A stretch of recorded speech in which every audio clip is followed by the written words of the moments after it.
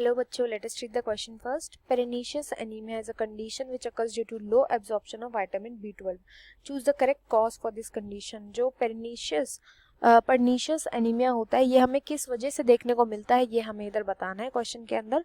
The person taking a diet deficient in vitamin B12, there is malfunctioning in oxyntic cells of the gastric gland which are unable to secrete intrinsic factors.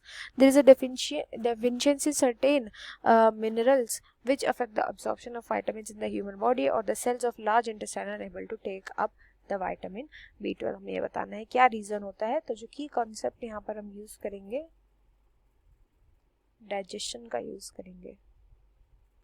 Digestion तो देखो होता क्या है कि जो पेर्निशियस anaemia होते हैं, ऐसी कंडीशन होती है जिसमें रेड ब्लड सेल्स जो होती है यानी आरबीसीज, रेड ब्लड सेल्स, इनका काउंट बहुत ज़्यादा लो हो जाता है.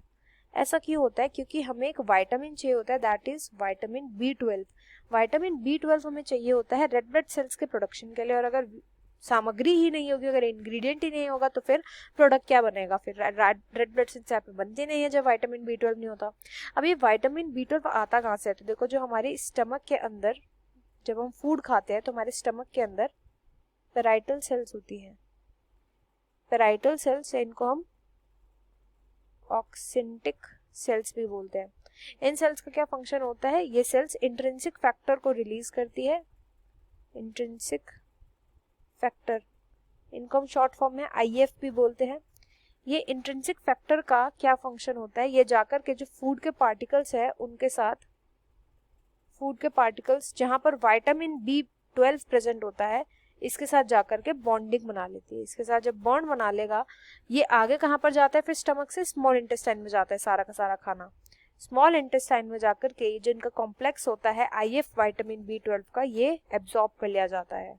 एंड ये एब्जॉर्ब करके क्या बनता है? रेड ब्लड सेल्स का फंक्शन, रेड ब्लड सेल्स की प्रोडक्शन होती है.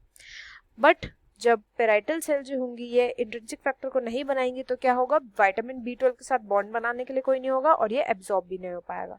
तो यही मेन रीजन होता है. इधर option 2 will be the right answer. There is malfunctioning in oxyntic cells of gastric gland which are unable to secrete intrinsic factors. I hope you understood well. Best of luck and thank you.